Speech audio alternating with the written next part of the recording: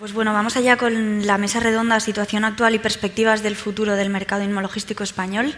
Voy a presentar a las personas que van a formar parte de la mesa. Tenemos aquí a mi izquierda a Luis Poch, director de desarrollo de negocio de P3 Logistics Parks. También tengo aquí a mi izquierda a Manuel Hurtado, director de arrendamientos y experiencia del cliente de Prologis. Y a mi derecha tengo a Javier Marín, director de desarrollo de Alcampo, y a Beatriz Olavarría, directora comercial de Dunas Capital. A todos, gracias por estar aquí, por participar en esta mesa.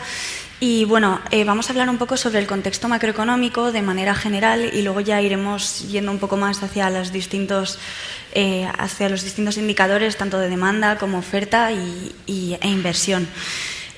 Aquí os pregunto, un poco una pregunta abierta a todos vosotros, en un contexto de mayor certidumbre macroeconómica, dentro de que vemos que hay ciertas incertidumbres, pero bueno, más certidumbre con respecto al 2023, con una inflación controlada y un cambio en la política monetaria un poco más expansiva, ¿qué balance hacéis del mercado logístico en España desde el punto de vista de la oferta y de la demanda? ¿Y cómo lo veis en el corto o medio plazo? Pues si quieres, arranco yo. ¿Se oye? Venga.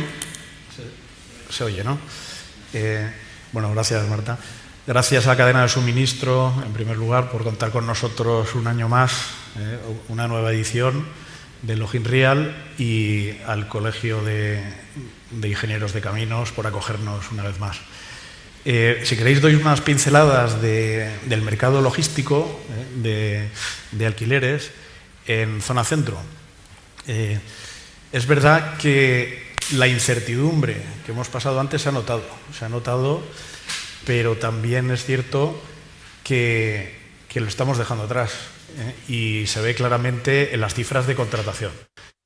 Ya sabéis que en 2024 la contratación al final fue buena, de los mejores años, alrededor del 1 millón de metros cuadrados contratados, y ha seguido esa dinámica en el primer trimestre de este año, de 2025. Pero nos llevamos el susto en el segundo trimestre. Hay veces que un trimestre es un periodo corto y no es suficiente para analizar cómo está el mercado. Pero el primer trimestre fue una contratación de 250.000 metros cuadrados aproximadamente, que venía siendo la media de lo que estábamos viviendo antes. Pero el segundo trimestre pasamos a 150.000 metros cuadrados, que es de las cifras más bajas de los últimos años. Y nosotros lo vivimos no solo en la contratación, que es lo visible, lo vivimos en la actividad. Al inicio del año, lo que se firmó eran operaciones que venían del año anterior. Pero ya desde el inicio del año veíamos en la actividad, en las visitas a los inmuebles, en la demanda, en las ofertas enviadas, y parecía una situación preocupante. ¿Qué se ha visto? En el tercer trimestre ya se contrata 350.000 metros cuadrados, y parece que se puede llegar pues, a los 900.000 fácilmente, y aproximarnos a las cifras del año anterior. ¿Qué hemos visto así diferente este año? Ya, brevemente, la autopromoción, por ejemplo. Este año hemos visto que ahora en el tercer trimestre ha habido una de 70.000 metros cuadrados de un usuario final. Pero es que no solo los usuarios finales, también operadores logísticos, y no solo con un cliente detrás, sino a riesgo. Operadores logísticos que construyen su propia nave para posicionarse mejor para futuros tenders y conseguir más contratos. El aumento de llave en mano, reducción de la construcción a riesgo.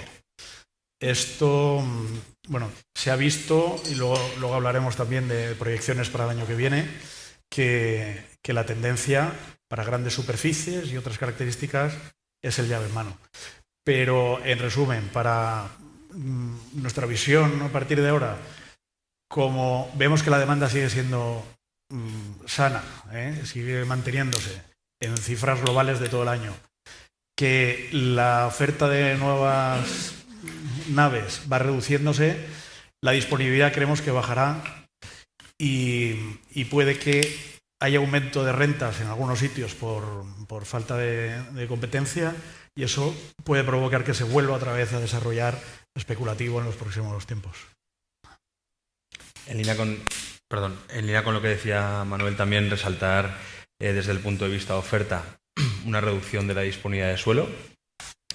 Vemos como todos los grandes desarrollos que venían desarrollándose en tramitación desde la crisis del 2008 se han agotado, con lo cual los nuevos desarrollos de suelo tienen que partir desde cero con largas tramitaciones. A nivel de desarrollo también vemos una caída en la producción, también motivada por esa falta de suelo, con menor exposición especulativo, donde también tenemos una visión de que los ratios de disponibilidad van a bajar de manera generalizada en España, con lo cual nosotros desde Petresi vemos una ventana de oportunidad para posicionarnos con grandes desarrollos de suelo, donde ya tenemos que explicar a comités cómo vamos a gestionarlo. También el desarrollo con reservas para ya en mano y también para especulativo.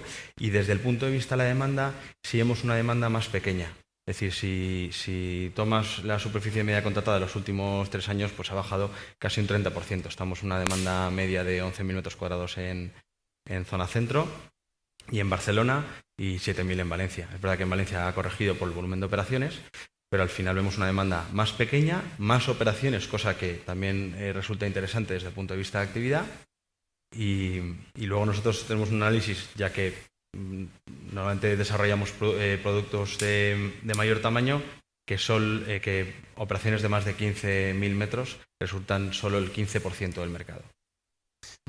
Apuntando una cosa más, un dato más sobre lo que dice Luis, es que, por ejemplo, en el segundo trimestre solo hubo una operación, un cierre por encima de 15.000 metros cuadrados, solo uno. En el tercer trimestre, que es una contratación magnífica, solamente quitando la autopromoción, ha habido 2 operaciones por encima de los 25.000 metros cuadrados.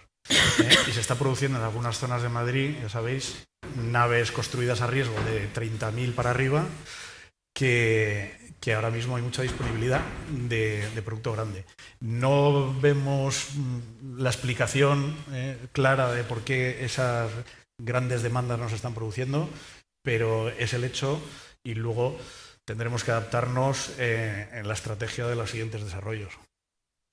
Gracias, Luis. Manuel, por aquí, Beatriz, aparte de que nos comentes un poco vuestra visión sobre oferta-demanda y el contexto, sí que quería preguntarte cómo está reaccionando el capital inversor ante esta mayor certidumbre y si se está acelerando la decisión de inversión en producto logístico. Vale, bueno, pues con respecto a oferta-demanda, creo que hay poco ya que añadir a lo que han comentado. Para mí hay un repunte que ya se venía vislumbrando años atrás, que es el concepto del nearshoring y de empresas industriales estableciendo y autopromoviendo sus proyectos. Eso sí me parece significativo porque durante estos últimos años se venía anticipando y yo creo que ya ha sido una realidad. Hemos visto numerosos proyectos en autopromoción. Y luego ya desde el punto de vista de la inversión, sí que vemos, y los datos amparan pues un crecimiento, ¿no?, de la inversión de entre el 18 y el 20% en función de qué cifras miremos, pero más de 1.000 millones de euros invertidos hasta septiembre del 2025. Por lo tanto, sí que se muestra que al final es un sector donde todavía los inversores pues están altamente involucrados, ¿no? Las yields se están comprimiendo ligeramente, lo cual también es un indicador. Y también ahora mismo todos vemos que hay una alta rotación de carteras, de activos, que están ayudando mucho a dinamizar, ¿no?, el mercado y cómo ese apetito inversor puede ser pues ahora mismo algo donde hay mucho movimiento. Genial, gracias, Beatriz. Y Javier, desde la perspectiva de un gran retailer alimentario como es Alcampo, ¿cómo ha evolucionado vuestra demanda de espacios logísticos este año? ¿Se ha estabilizado las necesidades de expansión o sigue habiendo una presión por la omnicanalidad? Bueno, primero gracias a Cadena de Suministro por la invitación que nos hace para representar un poco al sector de la distribución alimentaria, ¿no?, que es una parte de la distribución. Entonces, desde esa perspectiva, yo creo que para ver un poco, prever cuál puede ser nuestra evolución, es importante saber cuál es la situación del sector, ¿no?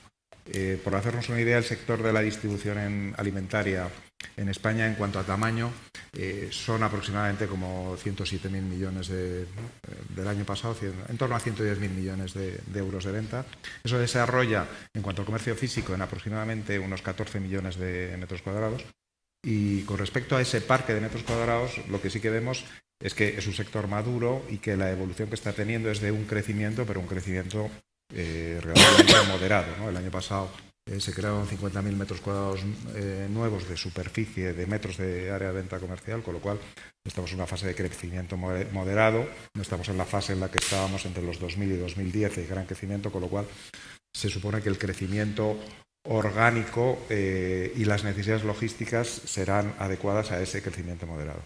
Algunas características de ese sector son, la primera, de este sector sería que hay un gran líder, ¿no? Un gran líder que es Mercadona, es decir, de estos 110.000 millones de euros aproximadamente, prácticamente el 30% de cuota de mercado en ventas lo tiene Mercadona, ¿no? Y eso marca mucho el sector de la distribución alimentaria. El segundo elemento que destacaría y que tiene incidencia en cuanto a la logística es que se trata de un sector fuertemente concentrado en torno a la proximidad. Prácticamente el 85% de las ventas al por menor que se hacen de distribución alimentaria se hacen en establecimientos que tienen menos de 2.500 metros cuadrados, ¿no? El hipermercado es hoy solo en torno al 11% de las ventas. Habría otro elemento importante que sería en un sector en el que el tamaño importa, sin embargo existen en España muchas cadenas regionales, podemos decir, existen más de 20 cadenas regionales que venden más de 500 millones de euros, ¿no? Y de ellas existen 4 cadenas regionales que venden más de 1.500 millones de euros. Eso, según los expertos y según vemos el mercado, creemos que eso va a generar en el futuro operaciones de concentración y esas operaciones de concentración generarán nuevas operaciones logísticas. Y luego, por decir la última pata, ¿no?, del desarrollo de la distribución alimentaria, me referiría al sector del e-commerce. El sector del e-commerce en distribución alimentaria supone hoy un 3% del mercado. Muchas veces cuando decimos esta cifra la gente se sorprende porque es una cifra relativamente baja y sobre todo si lo comparamos con países de nuestro entorno y del propio entorno europeo, ¿no? En el entorno europeo estas cifras de porcentaje de penetración del e-commerce en la distribución alimentaria están más en torno al 6% y en los países maduros las cifras superan el 15%.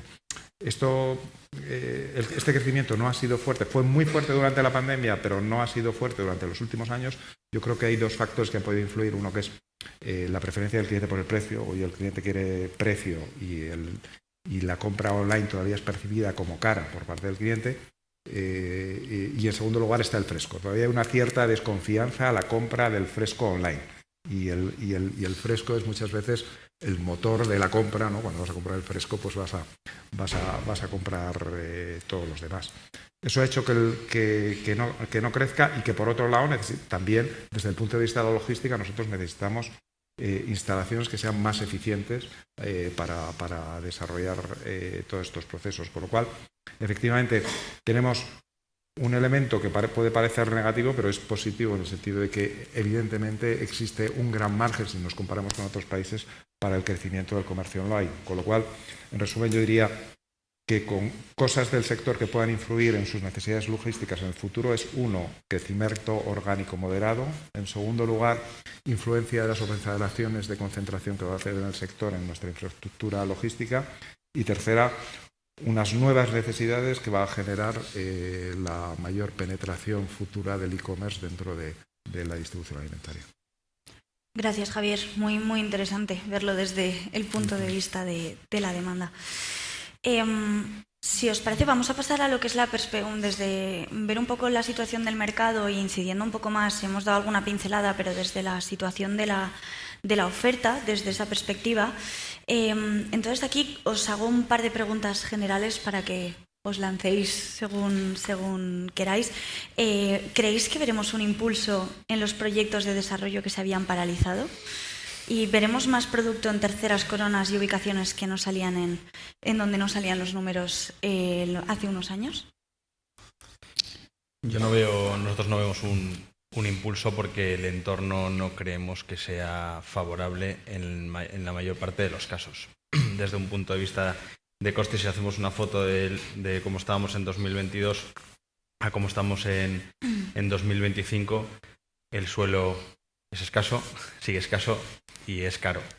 El coste de desarrollo en estos 3 años ha crecido un 40%. La financiación ahora está más competitiva que en el pico del 2023 y a pesar de las bajadas de tipos está menos competitiva que el año 2022. Las valoraciones sobre las cuales nosotros construimos nuestros modelos, como todo el mercado, han bajado entre un 20 y un 30%. Y la renta solo en estos últimos 3 años, la renta media española solo ha crecido un 5%, con lo cual no has recuperado capital value por vía de la renta y en la parte de costes se han disparado. Con lo cual, no solo por la falta de suelo, sino también porque ese underwriting es un poquito más complejo de desarrollar. En este momento vemos esta bajada de producción en especulativo, entendemos que va a haber menor actividad y bueno, ahora el planteamiento clave es identificar aquellos mercados donde sí puedes compensar vía rentas, vía calendario de comercialización, incluso en términos de pre-let, y en ubicaciones donde el suelo no esté tan tensionado. Lo que pasa es que bueno, ahí conlleva también un riesgo de ubicación que tienes que identificar correctamente. Por poner algún dato a lo que ha dicho Luis, en el pipeline, los metros cuadrados construidos, en los últimos años llegamos a una media de como de 800.000 metros cuadrados en zona centro cada año. De esos 800.000 metros cuadrados, el 40% ya partía pre-let, ya alquilado con anterioridad.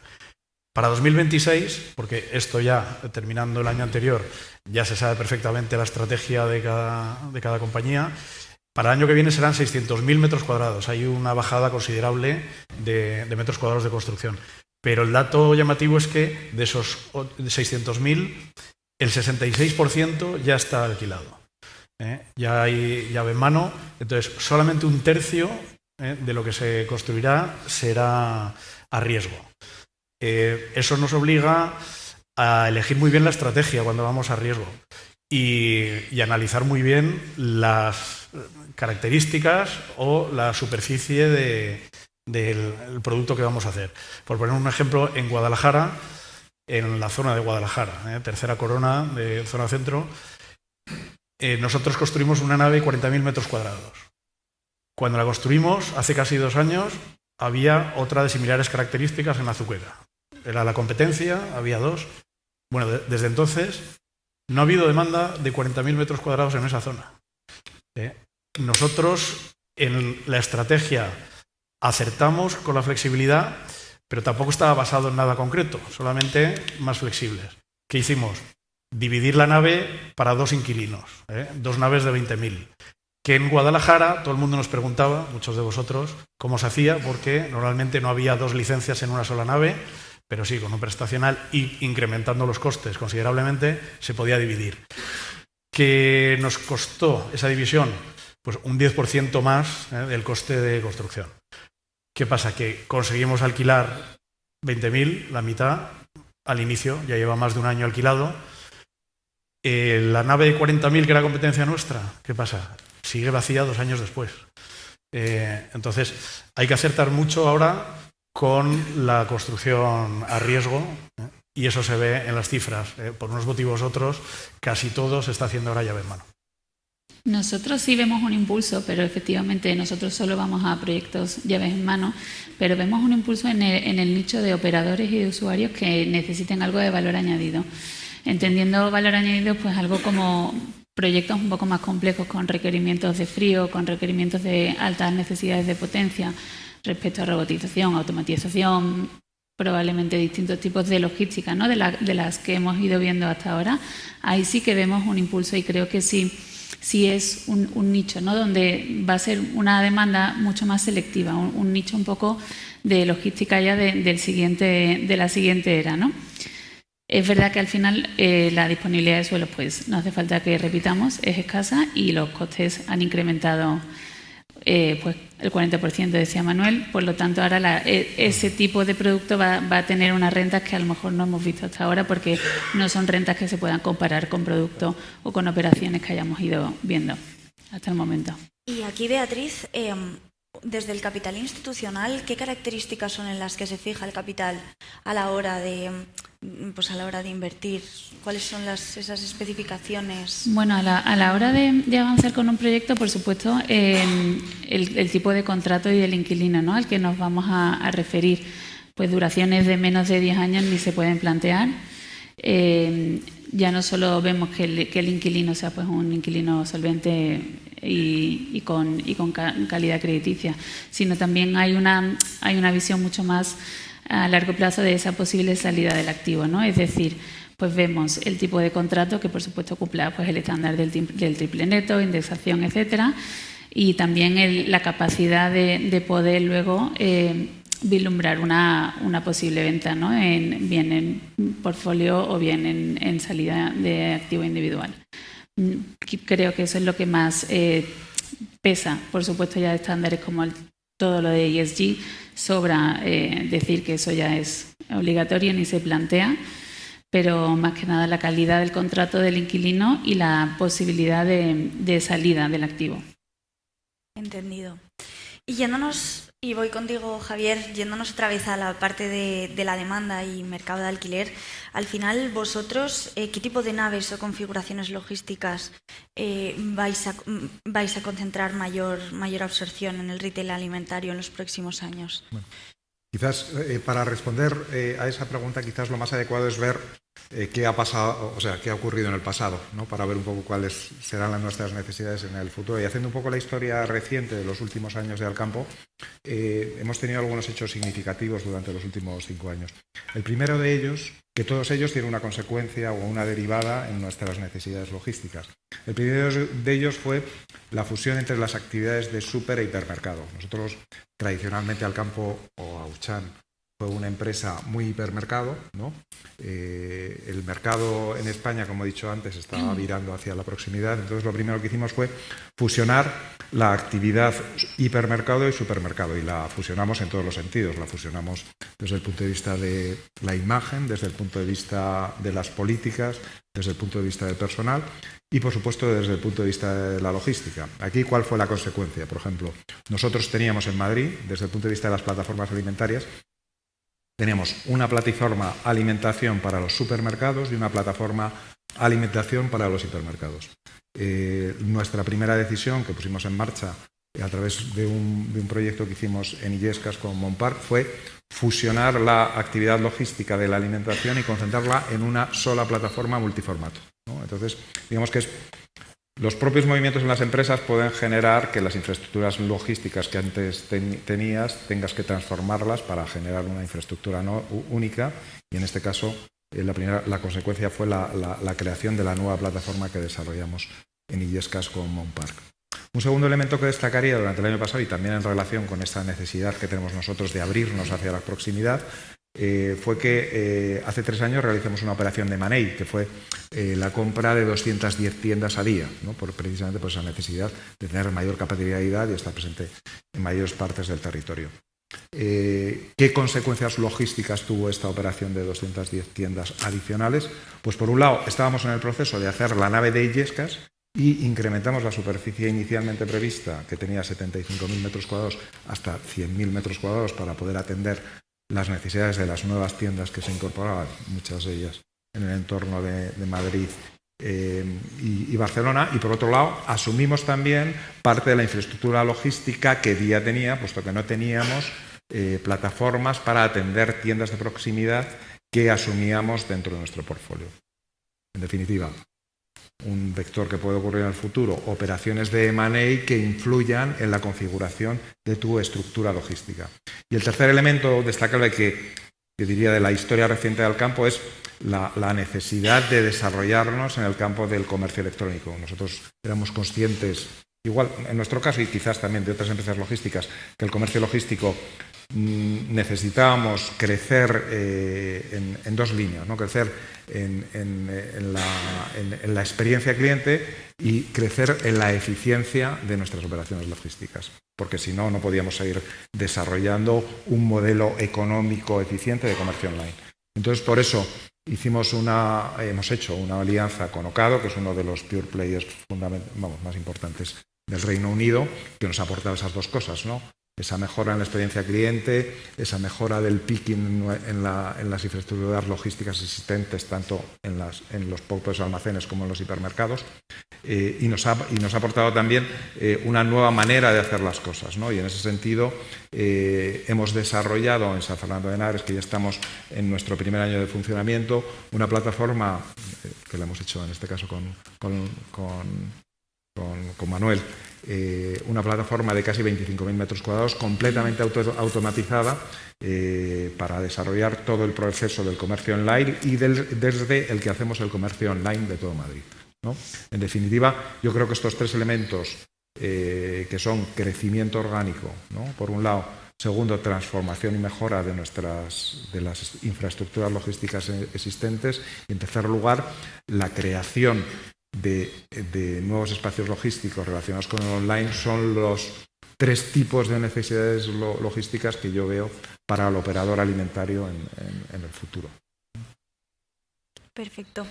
Pues hemos hablado un poco de tipos de naves y por aquí también tanto Luis como Manuel habéis estado dando ya algunas pinceladas de las demandas que se están viendo. Yo aquí, Manuel, quería preguntarte, vosotros cómo veis, qué segmentos veis que están teniendo mayor necesidad de demanda, están tirando un poco más de la absorción y cuáles son más conservadores. Sí. Pues, en primer lugar, bueno, como habéis dicho antes, el e-commerce sigue tirando mucho. Ahora vemos una faceta que antes no veíamos, que es la demanda en carga aeroportuaria, cerca del aeropuerto. Nosotros tenemos un parque en Barajas, con las rentas más altas de todo el mercado, y que, bueno, que siempre ha tenido una ocupación alta, pero ahora mismo la demanda está desbordada de ese tipo de producto. Son naves pequeñas, normalmente son pequeños operadores logísticos de carga aérea. Hay muchas empresas menos conocidas, chinas, operadores logísticos pequeños especializados en carga aeroportuaria, que trabajan para las grandes, que sí conocéis, y que han hecho que aumente la demanda. Ahora mismo, por supuesto, está lleno el parque. Ahí es un submercado en el que las rentas, por ejemplo, crecen claramente. Hay poca competencia de esa superficie y es uno de los submercados que crece. Luego nos encontramos el sector de farma, alimentación, por supuesto, y automoción. Esos sectores ahora mismo tienen mucha demanda. Luego, industriales, simplemente, empresas industriales. Eso conlleva tendencias de demanda específicas.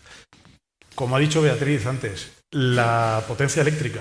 Ahora es una cosa que se pregunta. Hace un año hablábamos aquí y no era algo generalizado. Ahora mismo la demanda de potencia para automatización, para las empresas más industriales que tienen algo de montaje, de manipulación, de ensamblaje, la temperatura controlada para farma y la temperatura controlada para los trabajadores, que eso es una nueva tendencia.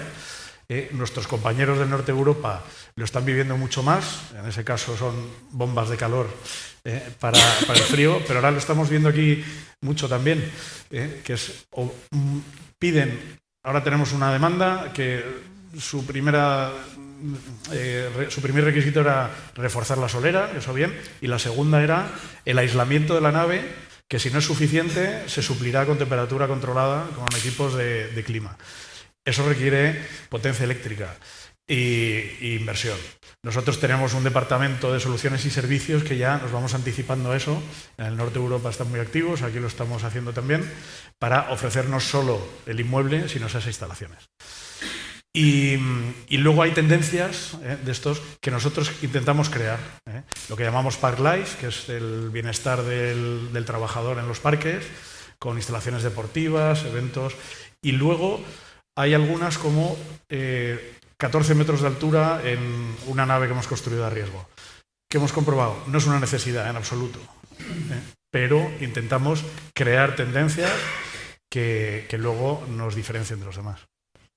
Estupendo, muchas gracias, Manuel. Pues bueno, nos estamos quedando ya sin tiempo. Nos falta una última pregunta y quería enfocarla más desde el punto de vista de la sostenibilidad, ¿vale? Del ESG. Entonces, ¿qué papel creéis que va a jugar? Bueno, Beatriz ya ha dado alguna pincelada, pero el ESG, sostenibilidad, certificaciones BREEAM, LEED, ¿cuál creéis que va a ser el papel de toda esta parte de sostenibilidad en el mercado logístico? Luis, si quieres empezamos. Sí, nosotros estamos ya complementando la parte, digamos, de la ESG, la parte de sostenibilidad, estamos complementando con la certificación de Bienestar Well. Dejamos nuestros nuevos desarrollos listos para esa certificación que depende del usuario, de la adaptabilidad de inversión que quiera hacer, pues puede llegar hasta Well Gold. Y nuestra interpretación es que al final, como bien decía Beatriz, se da por hecho. No es que añada o le dé más liquidez a un activo una certificación BREEAM, que Very Good Excellent ya se da por hecho, sino que si no la tiene resta liquidez, tanto en el mercado de alquiler como en el mercado de inversión. Sí, no, yo creo que es un tema del que dejaremos de hablar porque será pues un requerimiento más del activo y no es una opción a día de hoy. Ya ni siquiera para los usuarios, sino desde el punto de vista inversor, para los financiadores. Que ya no es diferencial, sino que es algo que se da por hecho. Javier, vosotros desde distribución alimentaria, ¿cómo veis el tema de la sostenibilidad? ¿Para vosotros es diferencial? ¿Es algo que se da por hecho? No, yo creo que, evidentemente, es una cosa que damos por hecho. Es decir, es algo de lo que no podemos prescindir en nuestra actividad porque, bueno, no hay más que ver nuestra memoria corporativa, que es algo en lo que estamos totalmente comprometidos.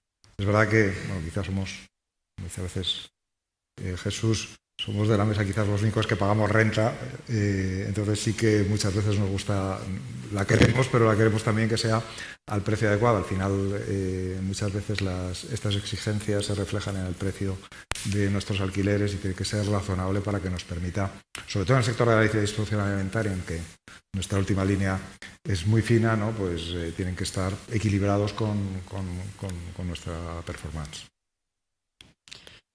Perfecto, pues oye, muchísimas gracias. Con esto concluimos la primera mesa redonda y nada, gracias.